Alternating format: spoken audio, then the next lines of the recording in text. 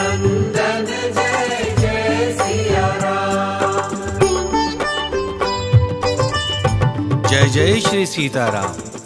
प्रिय भक्तजनों, रविंद्र जैन ग्रुप द्वारा प्रस्तुत की जा रही सुनो श्री राम कहानी के पिछले एपिसोड में आप सबने सुना कि कैसे सीता जी की खोज में चारों दिशाओं में सुग्रीव द्वारा वानर दल भेजे गए। उनमें से 3 दिशाओं पूर्व, उत्तर और पश्चिम की ओर गए हुए दल निराश होकर, असफल होकर लौट आए, परंतु दक्षिण की ओर गया वानर दल अभी भी सीता जी की खोज में लगा हुआ है। इसी क्रम में वे सभी वानर वीर भूख और प्यास से व्याकुल होते हैं और एक भयानक अंधेरी गुफा में प्रवेश करते हैं, जहां उन्हें एक लंबे गहन अंधकार में चलने के बाद दिव्य प्रकाश, दिव्य फल फूल, दिव्य भोज्य पदार्थ दिखाई देते हैं और साथ ही दर्शन होते हैं एक दिव्य तपस्विनी स्वयं प्रभा के। पिछले एपिसोड में ही आपने यह भी सुना कि कैसे स्वयं प्रभा के प्रभाव से उस दुर्गम गुफा से वे सभी निकलकर दक्षिण सागर के उत्तर तट पर पहुंच जाते हैं और वह परम तपस्विनी स्वयं प्रभा भगवान श्री राम के पास आकर उनके दर्शन करती हैं और प्रणाम करके बद्रिका आश्रम को चली जाती है। स्नेही धर्म प्रेमियों, सुनो श्री राम कहानी के इस एपिसोड में सुनिए उससे आगे की कथा।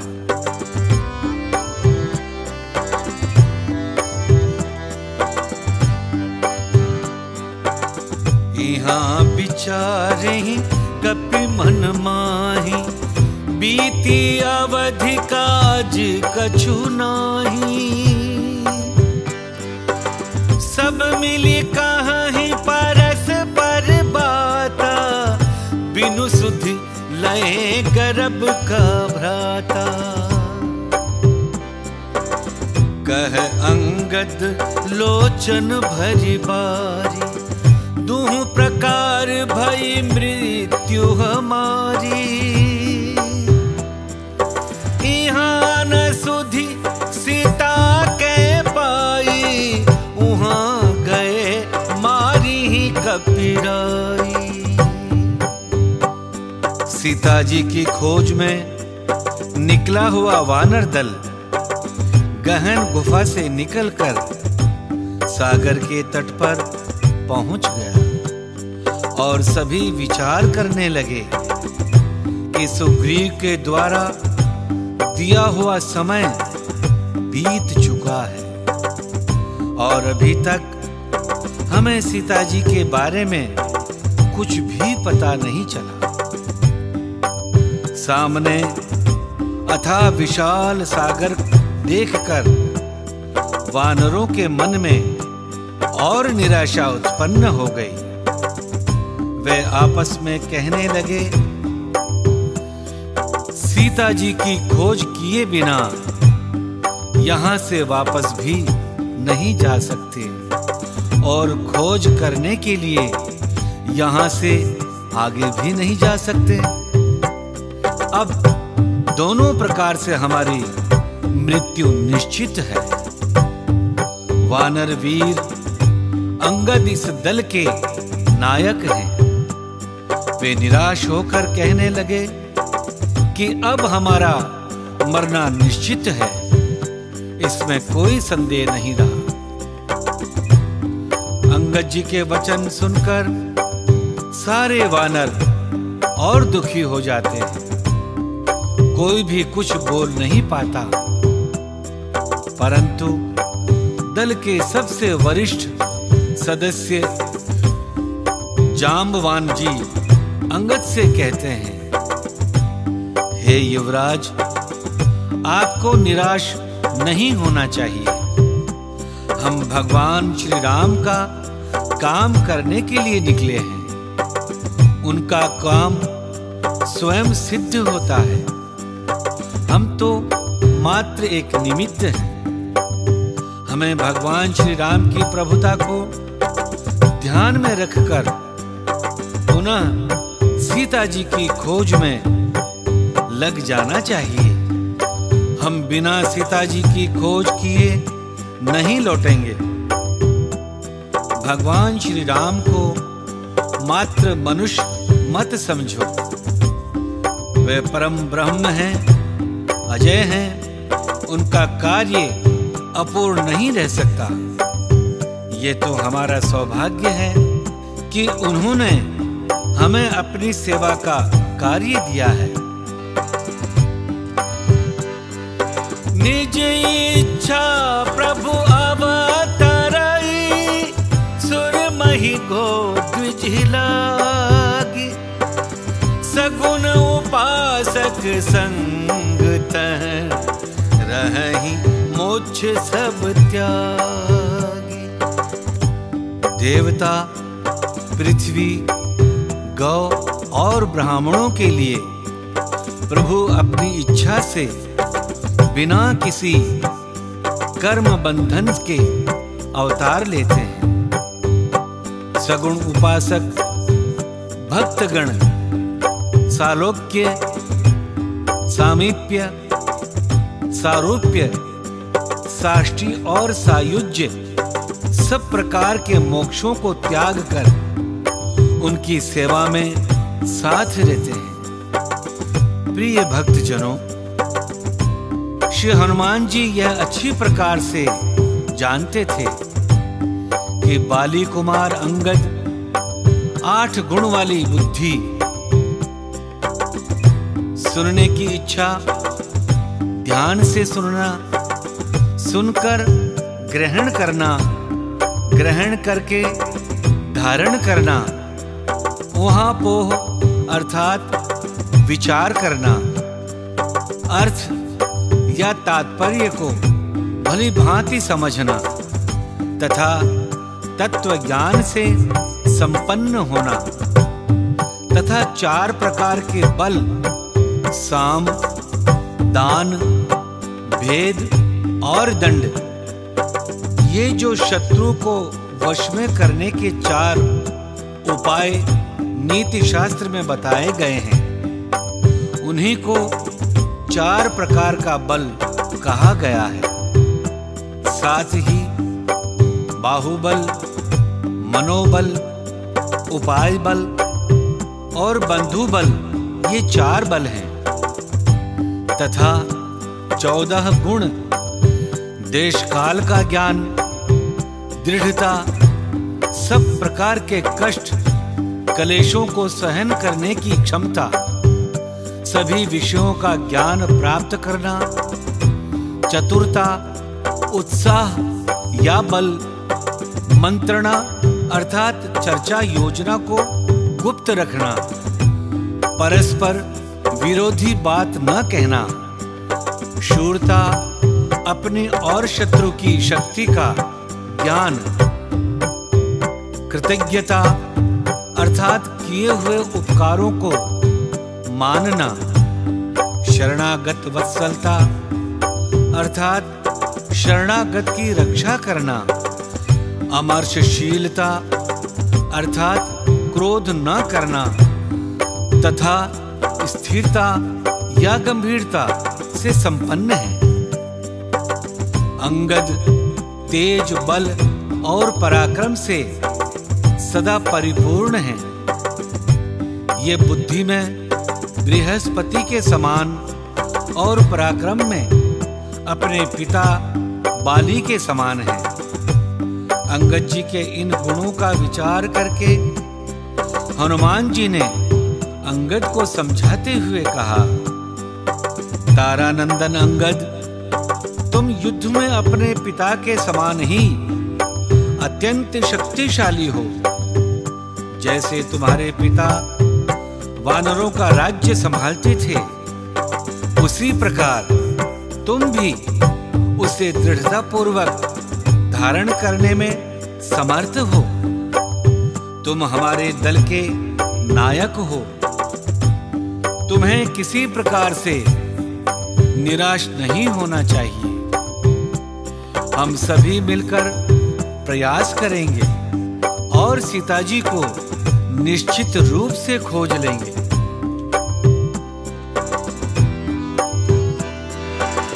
एहि विधि कथा कहीं बहु भांति, गिरि कंदरा सुनी संपत्ति।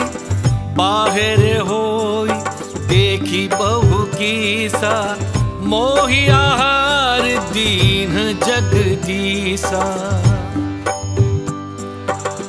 आज सबहि कह भक्षण करऊं, दिन बहु चले आहार बिनु मरऊं।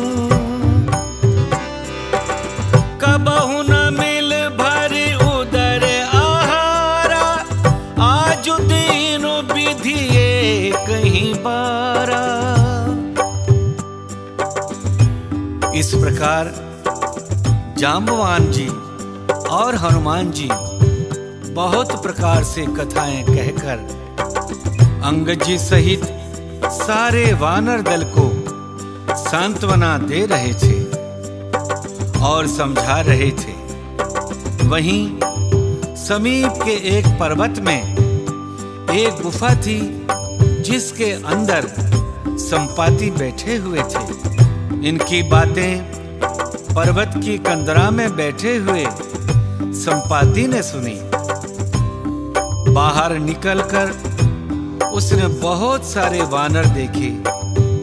तब वह बोला, ओहो, जगदीश्वर ने मुझको घर बैठे बहुत सारा आहार भेज दिया।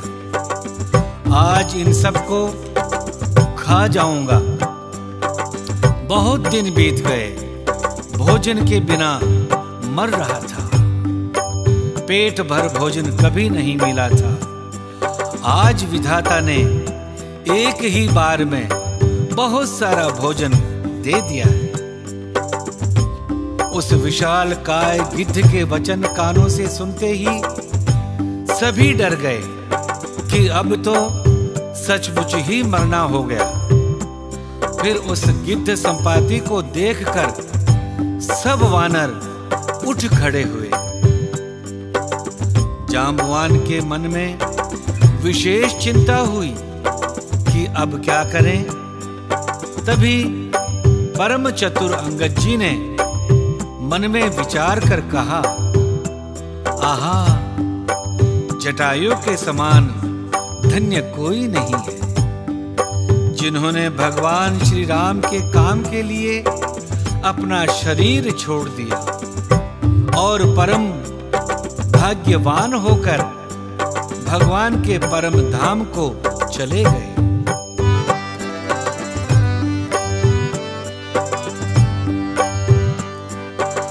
कह अंगद विचारी मन माही, धन्य जटायु सम को नाही। राम काज कारण तनु त्यागी, हरिपुर गयउ परम बड़ भागी। जटायु का नाम सुनकर संपाति सावधान हुए और आपस में वार्तालाप कर रहे इन वानरों को संबोधित करते हुए बोले, यह कौन है जो मेरे प्राणों से भी बढ़कर प्रिय भाई जटायु वध की बात कर रहा है। इसे सुनकर मेरा हृदय कंपित सा होने लगा है। अपने प्रिय भाई का नाम आज बहुत दिन के बाद मेरे कानों में पड़ा है। जटायु मुझसे छोटा, गुणवान और पराक्रम के कारण अत्यंत प्रशंसा के योग्य था। दीर्घ काल के पश्चात आज उसका नाम सुनकर मुझे बड़ी प्रसन्नता हुई। मैं चाहता हूं कि पर्वत के इस दुर्गम स्थान से आप लोग मुझे नीचे उतार दें। श्रेष्ठ वानरों, मुझे अपने भाई के विनाश का वृतांत सुनने की इच्छा है। हे वानर वीरों, मेरे पंख सूर्य की किरणों से जल गए हैं, इसीलिए मैं उड़ नहीं सकता, किंतु इस पर्वत से नीचे उतरना चाहता हूं। संपाति की बात सुनकर जामवंत जी और हनुमान जी की सहमति पाकर अंगद जी ने संपाति को उस पर्वत से नीचे उतारा और भगवान श्री राम के वन में आने से लेकर सीता हरण तक की सारी बातें बताते हुए कहा। जब वह दुष्ट राक्षस रावण सीता जी का हरण करके ले जा रहा था, तब भगवान श्री राम के पिता दशरथ जी के अति प्रिय मित्र जटायु ने रावण को ललकारा, उससे युद्ध किया, उसे क्षत विक्षत करके उसके रथ को तोड़ दिया, परंतु वरदान प्राप्त होने के कारण उसका वध नहीं कर सके और अंततः जटायु का वध करके रावण सीता जी का हरण कर ले गया। सीता हरण का समाचार राम जी को देकर जटायु ने अपने प्राण त्यागे और राम जी ने पिता तुल्य जटायु का अपने हाथों अंतिम संस्कार किया। अब हम सभी वानर उन्हीं सीता जी की खोज में किष्किंधा से इस दक्षिण दिशा में आए हैं। महाराज सुग्रीव द्वारा निर्धारित किए गए समय को पूर्ण कर लेने पर भी हम सीता जी की खोज नहीं कर सके, इसीलिए आमरण अनशन का विचार करके यहाँ समुद्र तट पर बैठे हैं। अंगद जी द्वारा ये सारा वृतांत सुनकर संपाति शोक से व्याकुल हो गए और बड़े विनीत स्वर में बोले,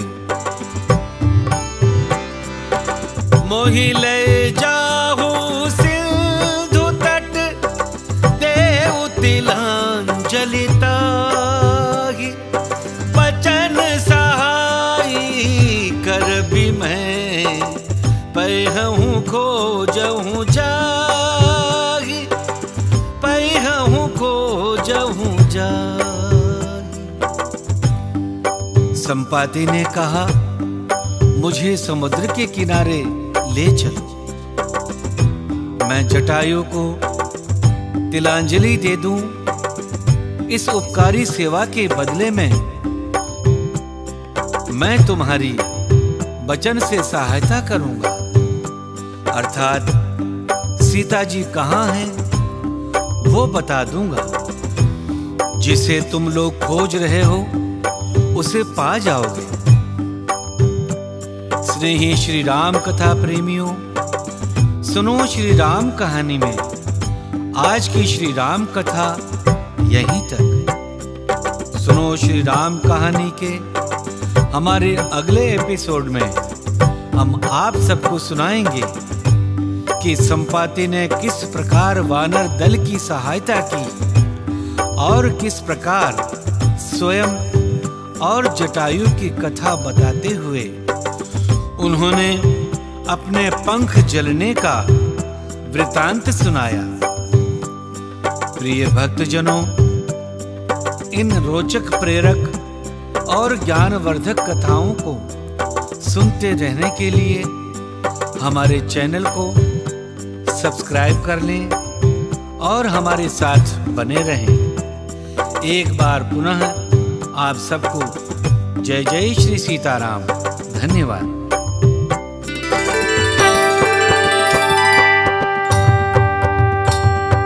सिया राम जय जय राम। सिया राम जय जय राम। सिया राम जय जय राम। सिया राम जय जय राम। रघुनंदन जय जय सिया राम।